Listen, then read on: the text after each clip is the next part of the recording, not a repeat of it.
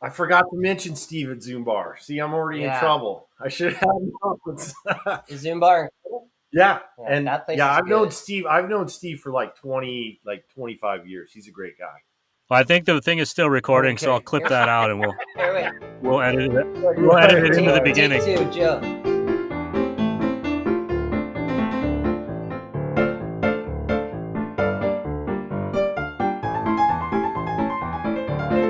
Hey everyone, welcome back to the Roast West Coast podcast. I'm Ryan Wolt, and I'm glad you're here for this episode featuring Marea Coffee. And I'm glad you're here because this is it. This is the very last episode of Season 1 of the Roast West Coast podcast, which featured the coffee roasters of North County, San Diego. This show has been a direct reflection of the circumstances imposed upon us all by the coronavirus. I know we're all sick of talking about it, but the pandemic has changed everything. The true impact won't be known for years, even decades, and how it impacts you will depend on a billion different variables. For me, early on, I knew that the thing I missed the most was getting a cup of coffee, or even better, meeting someone else for a cup of coffee. So I tried to figure out how to replicate that from home, and I came up with the idea for the show. I had no idea if anyone would be willing to be on it. I had no idea if anyone would be willing to listen to it, and later in the process, if anyone cared enough that a newsletter recapping and providing depth to the topics covered on the show would make any sense. But it turns out I wasn't the only one craving that connection over a cup of coffee. Throughout the season, I got to meet, albeit virtually, some of the people behind the best roasteries and some of my personal favorite roasteries in North County, San Diego. It has been a blast, and there will be a Season 2, which is exciting. More about that after my conversation with my final show guests, Grayson Adams, Joe Bettinger, and Reyjay Solares, who front the Solana Beach, California-based Marea Coffee. That's Marea, not Maria, as I learned. We were also joined at times by Reyjay's baby, who provided some much-needed pandemic working-from-home context. Marea is primarily a subscription-based service, but you can still buy individual bags as well, just to sample all of their different roasts. They've pursued a collaborative model by partnering up with local sports stars and artists. They actually came to my attention after I had a virtual tequila happy hour with Taylor Steele, North County's own acclaimed surf filmmaker. They've also partnered with skateboarders Danny Way and Alfonso Rawls, snowboarder Kimi Fasani, artists Chris Benchler and Sky Walker, and surfer Rob Machado, just to name a few. And in just a minute, we'll drop into my conversation with the guys, Grayson, Joe, and Reyjay. But if you haven't already, please take a moment to sign up for the Roast West Coast newsletter at roastwestcoast.com.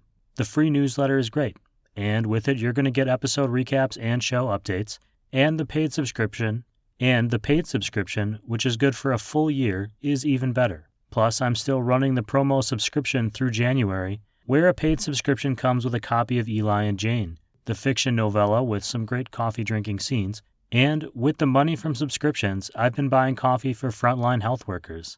Let's be honest, they deserve way more than just a cup of coffee, but it's a little something to let them know that we appreciate them. And with Chris O'Brien at Coffee Cycle's help, other people have been kicking in too, so we've been continually buying coffees for the past month. You can find details on roastwestcoast.com. Now it's time for yet another cup of coffee. And this show with the team from Marea.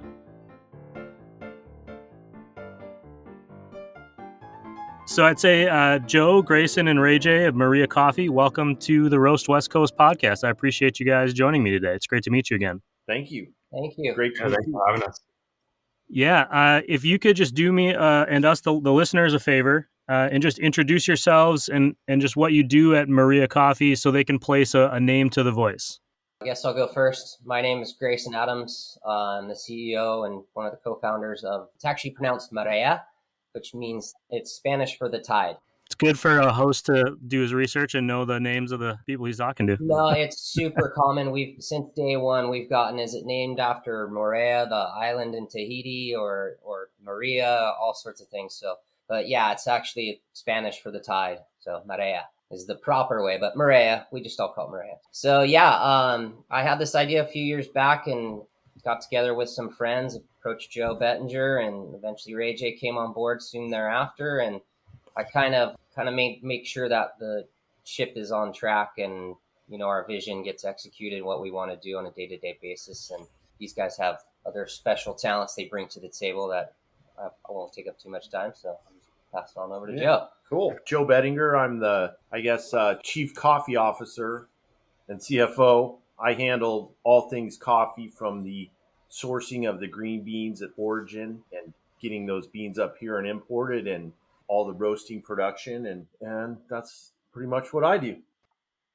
Yeah, so my name's Reyjay Solares, and I've been helping with a couple different things, but I do primarily marketing and then technology. So building the website, getting the subscriptions up and running, customer service, and that kind of stuff.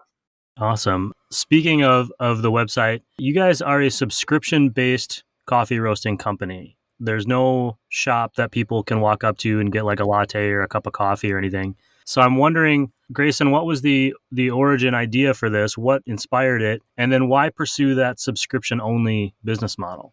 At the time, I just had seen how, and mind you, this was about 3-4 years ago, so way pre-COVID, just seeing the future of e-commerce and how, my mother was was about 70 at the time. I think she's 74. She'll kill me for saying that, by the way, but she was starting to order groceries more online and things like that. Amazon was exploding as big as ever, and just saw that subscription model coming out, like Dollar Shave Club, things like that. Hadn't really seen it in coffee yet. Like, to be honest, it was kind of, I followed what St. Archer Brewing did. I saw that they brought on a bunch of action sports superstars, past legends, artists, etc., etc. And they created something unique in the craft beer industry, and I thought that was really cool. So followed them and what they did, and I'm like, you know what, that'd be cool if somebody did that with coffee. And looked around and nobody was. And, born and raised in this town, we had access to a lot of talented individuals, local surfers, skateboarders, artists, like I said. And I saw the opportunity, like, hey, we could probably approach some of these guys and come together and do something cool. I remember, back to that previous question about not doing a brick and mortar, like a retail place someone could come up and get a latte, was simply that's a completely different business model that costs a lot of money that I don't have. We don't have, nobody has. So building a brand we can sell a product online was a little bit more feasible financially. What was your sales pitch then to some of the ambassadors that you have? Danny Way, I think a friend of mine, Skywalker, is involved with you guys as an artist. Kimi Falsani. I mean, a whole bunch of great people in their fields. How did you go up and just say, hey, I have this idea. Do you want to be part of it? I mean, was that a difficult sell? Was that something that you had to have like you're prepared with your little deck, or was it just like as simple as like, let's get a coffee or a beer and here's an idea I have? Yeah, exactly. Pretty much that. First, I had to convince these guys to come aboard and be a part of this and creating the brand and creating, the whole vision of what we wanted to do and what we wanted Marea to become. Once they were on board, we did just that. We had some certain guys we wanted to target and approach, and we built a cool investment deck, a website, had the vision, and literally went and had coffee with Danny Way one morning and just said, hey, this is what we want to do. Would you be interested in coming on board? And he was super receptive and positive towards it. Same thing, we went over to Rob Machado's house, sat in his living room, kind of explained the vision, who we were, what we wanted to do. Would you be interested in being a part of it? And then he suggested Chris Benjetler and Kimi Fasani. We ran into Taylor Steele, and Todd Glazer is a local kid around town. Reyjay's good friends with Sky. And Danny suggested Alfonso Rawls, who's another local North County legendary skateboarder. And we kind of just approached them all in that sense. Like, hey, this is something cool, and would you like to be part of it? And Joe, you come from a coffee background. I believe you were a coffee broker, are a coffee broker. I am, yeah. Yep. Importer and trader. And so that was another facet of this, was having the direct connection to the origins where the coffee's grown and being able to work directly with the producers, the farmers, and explain that story and just have that, from where the coffee's grown and taking it all the way to the consumer. So that's one thing that's a little bit unique too about Marea is we do that. And I go down and I visit these guys. They're our partners. We're trying to do a lot of stuff at Origin to help these communities down there. That's a big deal that I like to do. And so, in order to do that, the best thing to do is to be able to sell their products, to sell their coffee, to continually year after year make a commitment to them and to buy their products and to buy it at a price that they can make a living. That's really important as well. So kind of taking out some of the middleman that might exist there has help us to, be able to provide more for them at origin too, and really have a partnership with a lot of these guys. Sure. And I would say, just from talking to other roasters, I know a lot of our great roasters in town have taken origin trips and do that, but you being the actual broker is something that is unique to you guys. I don't think that I've talked to anyone else who is like a broker that is part of their company yet. Yeah. And so that's kind of an interesting thing to cut. When you say cut out the middleman, I mean, I talk to a lot of people who say origin stories, so I want people to know like that really is different than what we've heard from other roasters. And that's why it was intriguing to me, being on kind of following the entire supply chain. So when Grayson came to me and had the idea, I'm like, yeah, this is cool. I'm just trying to get more exposure and, get more things back to origin and coffee and, help everyone out as much as we can. So that's why, to me, it was a cool project. One thing on the coffee side, I wanted to know if you guys have a philosophy about how you treat these beans once they arrive here in the States and you're roasting them, if you have a roasting philosophy. And then also there's something, and maybe Joe, you might be best for this question, but on your website, it says that you produce all your coffee in small batches. And that's something I hear a lot. You see on a lot of websites, small batch roasting. But what does that actually mean? Does that mean like you roast every bag individually? Is it 5 pounds? Is it a bucket? Yeah, I guess it's, I don't know the exact definition. I would probably say roasting anything from, like say 1 pound, maybe up to 40 or 50 pounds at a time. I think the larger production commercial roasters are doing, 100 pounds at a time. But when you do roast those smaller amounts, it's just a little more care, I feel like. I don't know if I would compare it to, say, a craft brewery compared to, like, say, Miller or Coors or Budweiser, with their big tanks. But you could make that comparison a little bit, I guess. But normally, like, we would roast like in 15-pound batches, 15 to 20-pound batches. So, but certainly, I think there's probably a better definition out there for what this small batch is. But I think that's pretty small. You have to roast quite a bit to get somewhere. So, and that allows us, the roasting philosophy is, I think, really just learning as much as you can about how to roast each bean, each origin is really different. The way that, say, they process the coffee, meaning if they wash it, if they keep the cherry on when they dry it, that's a natural. So all the different processes that they have. For example, we just been working with great guys down in Guatemala, and they have an orange peel process, which is a new process that they created. And it's basically they use orange peel and kind of this mixture in the fermentation stage. So depending on all that, those different things, roasting, you need to roast differently. Every bean's a little bit different, and trying just to maximize the best flavor and the best profile out of each bean. I guess that would be our goal, really, to get the most out of, compare it to steak. You try to cook the steak depending on how you like the steak done, but certainly, you'll talk to different chefs and they'll be like, oh yeah, I would never cook it Different cuts medium well, or how they do that. So that I would say that's probably our philosophy as far as that goes. That's actually a really interesting analogy, the steak one, just because I come from a restaurant world, and you certainly have guidelines, but there's an art to the roasting or an art to the cooking of a steak too, because each steak is going to be a little bit different depending on where it came from, what that animal had been eating, and so forth. And the same with coffee, I think, is what you're getting at, is that if it comes from Guatemala versus Kenya, it's going to have an entirely different profile. So you're treating it different. And the altitude, and there's so many different factors that work into, the profile and the complexity and how you might roast it. Some beans do take a darker roast better, some are lighter. So it's really an experimentation and research, and there's so much knowledge. I mean, that's one thing that I really learned. Once I started to learn a little bit about coffee, I realized like how little I know.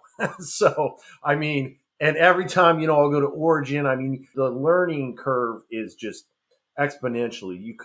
I feel like now everything that I do know, I know so very little. And now I'm getting more into the actual growing and how all that process works. And so hopefully we'll have some Marea trees planted down at Origin soon. We're working on some things like that with some producers down there and things like that. So a lot of cool things that we can do. And so, yeah, it's really exciting. We've kind of talked through like that first part, what inspired it, where the coffee's coming from, how you're treating it. But now you have this bag of beans, but you're a subscription-based model only. How are you connecting with your customers? How are you getting it out there? Reyjay, how are you marketing it or working on collaborations with some of these action sports or artists that you work with? What is the model, or not the model necessarily, but how do you say, hey, we have this cool thing now. We want people to know about it? Yeah, so I can talk about that. And I think it's important to mention too that like the subscription model really enabled us to create roast cycles and get coffee to the customer as fresh as possible. That was one of the initial goals and one of the initial kind of marketing pushes, is really how fast can we get it from origin to the customer so they're enjoying a product that's as fresh as possible. Sure.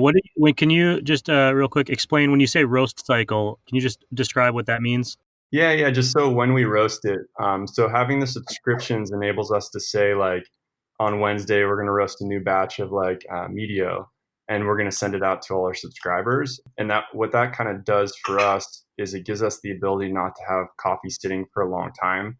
And that comes back to why we do stuff in small batches too, because we don't really want to have stuff sit too long. We want to make sure that this is really high quality coffee that they're getting. So the subscription model allows us to do that. And also we are in a couple grocers and we go in and switch out the coffee pretty regularly to kind of keep that up as well. Because from the beginning, that was a very important point to us.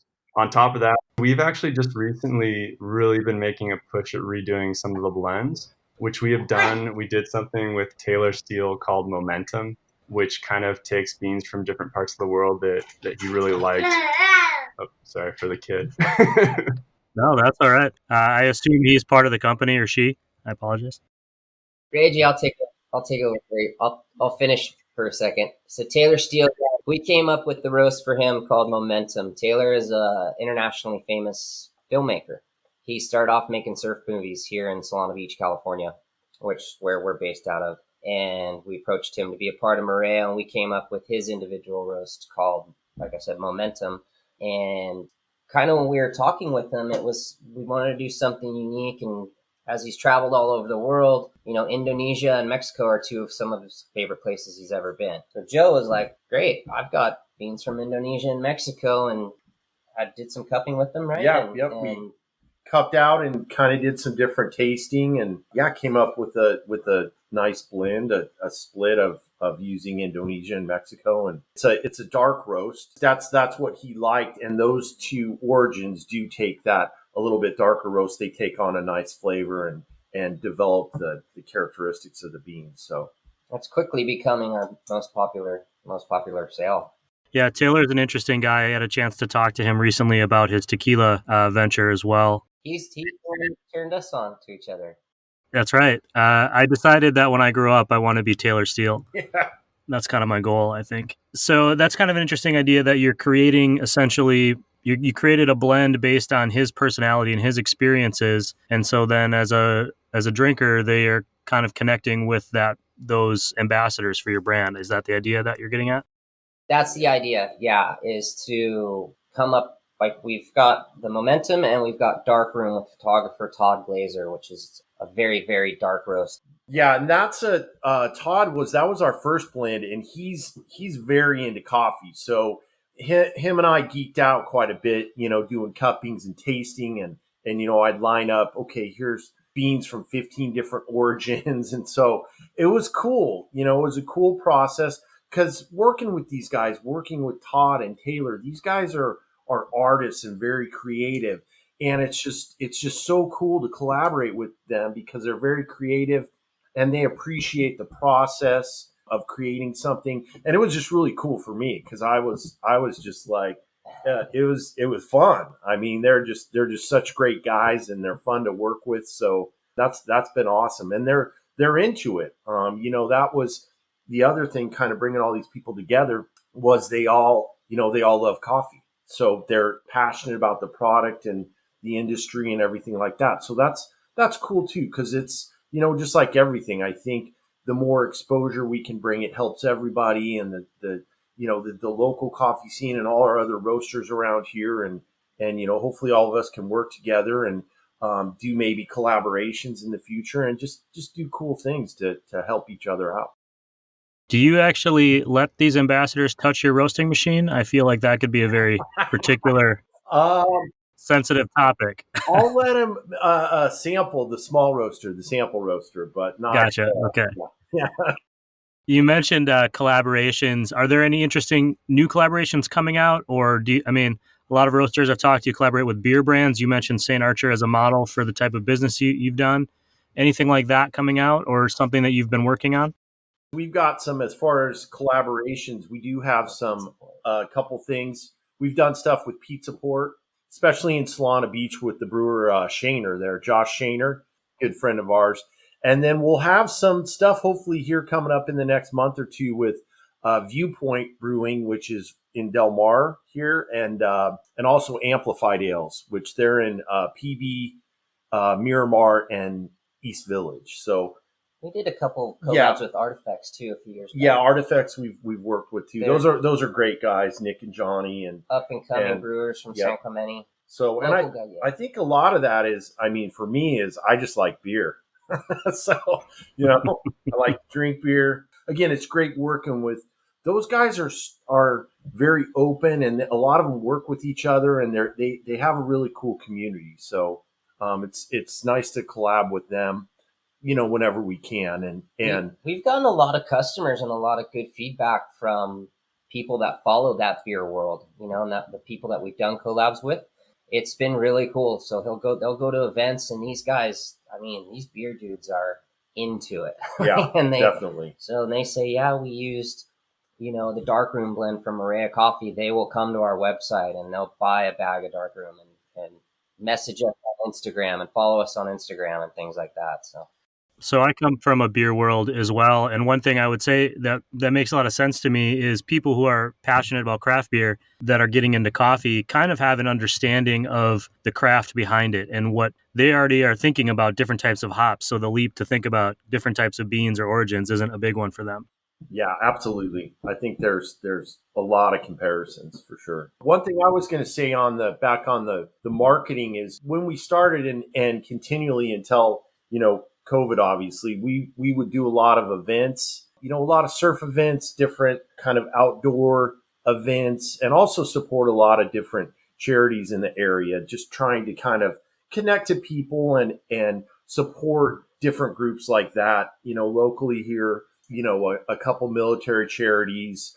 We just did a deal with some gift baskets for Homestart. And so just trying to, we do a thing with Stand Up for the Cure. That's a big paddleboard event down in San Diego to raise money for cancer, right? Yeah, for breast cancer. So yeah, getting out and just, I think we found a lot of traction just being out in the community and doing tastings and providing coffee at a lot of these events for free. It's kind of grown a nice base for us, I think.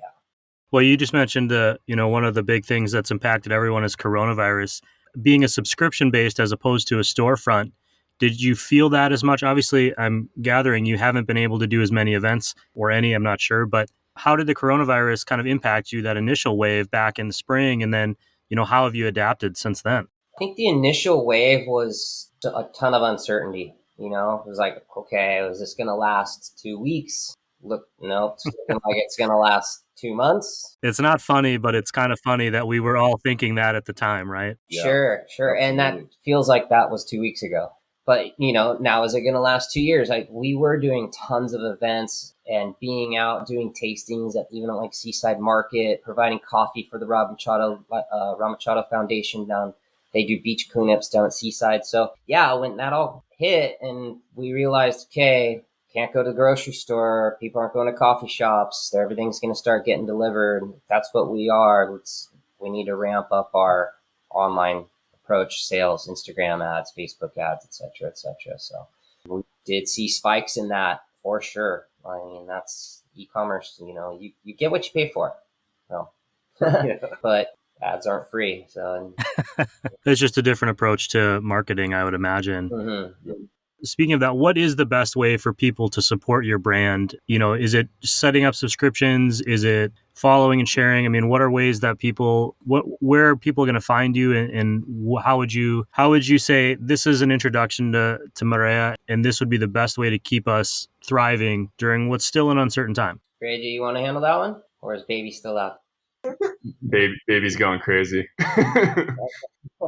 He's excited. He's excited about this podcast. Yeah, I think so. It's kind of a mix. We have we were doing a lot of business subscriptions too. So like businesses would order coffee through us. So that's gone down a little bit. But the best way now would be to jump online. We do subscriptions, but we also, it's worth mentioning, we do sell single bags online. So you don't have to do a subscription. You can try out any blend you want for a single order. And then we're also, if you're local, we're in Seaside Market in Cardiff.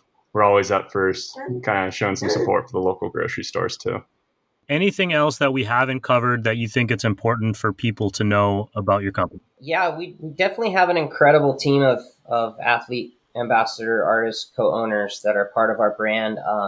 Keep an eye out. We're going to start launching a whole new bag design, and one by one, they're all individual roasts that will be coming out. So when I saw Chris Benchler's name on that list of ambassadors, that was my first thought, was custom bags with his artwork on them. Right. Yeah. That's something we've meant to do since the beginning, but you know, starting your own business or your own company, as everybody knows, you know, things don't tend to happen as quickly as you think, and there's hiccups and bumps in the road, and that's good. We've lived and learned from those, and we've overcome them, and I feel like we're really in a really good position to take our company to where we've always wanted to go heading into 2021. We've talked to Chris, we've talked to Sky, we've come up with some preliminary designs. If you see now, our bag is just a standard white coffee bag, stamp, stickers, explains the story and whatnot, but we're going full on cool new designs, cool new website, all that stuff. So there's really an intersection of coffee and art and community is what it sounds like to me. Mm-hmm. Absolutely. Not to put words in your mouth, but I think that's a really interesting one thing I'm gaining from listening to you guys talk, and you just kind of touched on the idea that things don't always go as you plan when you're starting a new business. And I think that's something a lot of people can relate to, in that we have all these grand plans, but they're ultimately beholden to a whole bunch of other variables that we don't control, like coronavirus or, you know, getting a permit or doing whatever. And so as you're progressing and seeing those gains, I'm wondering how you guys, it sounds like you're going into 2021 feeling optimistic and looking for growth, as opposed to just, you know, holding the old shit handle and hanging on. Right. Absolutely. Yeah, I think it's going to be a good year. We've got a lot of exciting products we're going to launch. So last question is, when you're not drinking your own coffee, if you were to go to, say, a coffee shop anywhere in town, what are you ordering? What are you drinking? Personally, I drink black coffee, but I got to give a shout out to the Panikin. I'm born and raised in Leucadia. My dad took me there every time and took me surfing in the morning. We had to stop there first so he could get his coffee. Also, the guys at Bump in Cardiff, cool guys. And they make great coffee, great empanadas. Check them out. Yeah, good guys. And I just drink black cup. I'll do a pour over.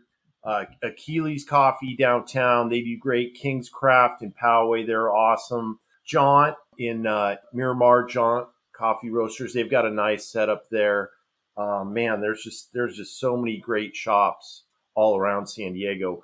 Dark Horse does a great job. All these guys are really doing good. Up North County, you've got Steady State, Libra Coffee. I'm gonna forget some guys, so hopefully they don't get mad at me. But there's good things happening in the San Diego market, you know. But yeah, so I encourage people to definitely support the local independent guy, you know, that's out there roasting. And yeah, they got that retail space, and you know, so if you can, you know, get to your local San Diego guys and plus it's good to support everybody and try out their coffee, say hello, and that's what I do. I don't go to a lot of different coffee shops, but I try to, you know, ask them questions and lean in towards like, oh yeah, I sell coffee on the internet.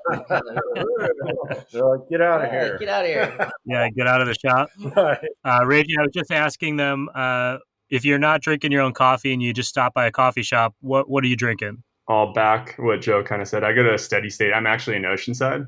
So I drive to their location in Carlsbad and grab a cup. They have some unique coffees that they get in that are really good, and they do a good job. I think that's it. Anything else we should talk about today, guys? I don't think so. Keep an eye out. MareaCoffee.com is our website. Check us out on Instagram. It's Marea.coffee. Yeah, cool stuff coming out in 2021. Also, we got a holiday roast that we're holiday roast is we're putting it together. It's actually going to be probably 3 or 4 of the farms that we work with, like from Mexico, Guatemala, Costa Rica, and maybe Honduras or Nicaragua. Just guys that we know that we're friends with that, so it's kind of our, I don't know, Tres Amigos, Cuatros Amigos blend. Nostra. West Coast. Obviously, I don't know. For a guy that travels down there, my Spanish isn't very good. We did a roast a few years back for the holiday. We called it Nuestros Amigos, which means our friends. And we made a blend with all of them. Well, I appreciate you guys being here. Thanks for being on the show. And we'll keep our eyes and ears peeled for all the new stuff coming out of your shop. Or out of your roastery, rather. Thank you so much for having us. This is cool. It's really cool what you're doing. Your site's awesome, and it's great. You're helping everybody out in coffee. I don't know about these guys, but I've never done anything like this, so I was pretty nervous. Either way, I was happy to have you here. And if you keep saying nice things about me, we'll try to keep promoting it as much as we can. Okay, cool.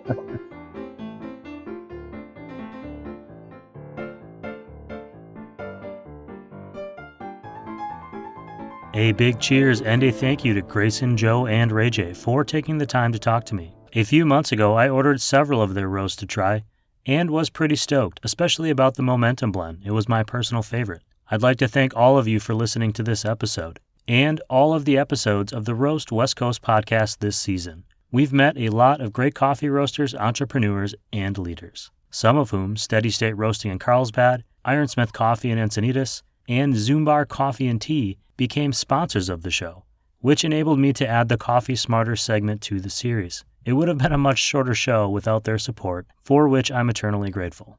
I've been thanking Chris O'Brien of Coffee Cycle every week for helping us get coffee smarter, and I'll do it again. Thank you, Chris.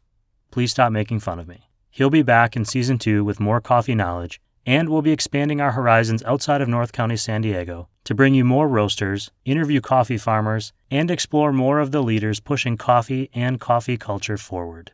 Head to roastwestcoast.com to learn more about Marea Coffee and find all of the up-to-date promo codes for coffee discounts, including 15% off right at mareacoffee.com. Sign up with your email to get regular updates, coffee education, and even opportunities to influence the direction of this show. There, you will also find links to all of the back episodes of this show and a lot more. The content in these episodes is mostly timeless, but it also acts as a time capsule of what it has been like to try and get a cup of coffee, meet up with new friends, or run a small business during the age of COVID-19. We've all gotten used to it as the weeks have turned into months, and we've normalized the actions we take to fight against the spread of coronavirus.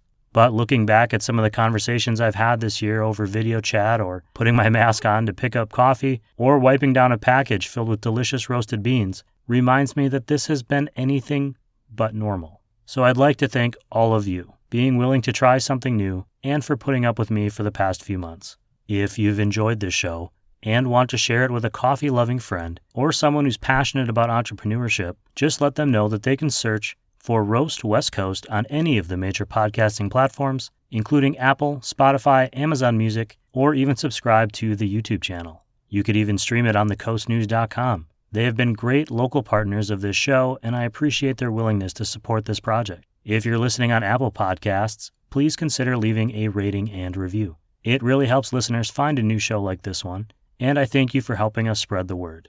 Tag at One Wildlife Co. on Facebook, Instagram, or Twitter so I can find you too. Links are in the show notes. And if you just listened to this show for the first time, welcome. I'm glad you're here. Go back and check out all the great interviews, all of the Coffee Smarter episodes.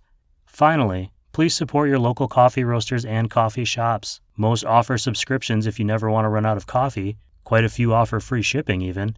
And you really cannot buy too much coffee from too many local roasteries this year. The money you spend supports so much more than one small business. It also supports the employees that work there, the vendors they work with, and so many more. The impact of those purchases will ripple out, I promise you. Shop small, shop local, and support those shops that have shown that they care about their community and make it feel like home to you. This episode of the Roast West Coast podcast has been produced and recorded by me, Ryan Wolt. Thank you for listening. I can't wait to bring you more coffee content in Season 2. I hope this show finds you happy, healthy, and with at least enough sanity to make it through the day. And, as always, be sure to drink good coffee. Someday soon, I hope we can drink it together.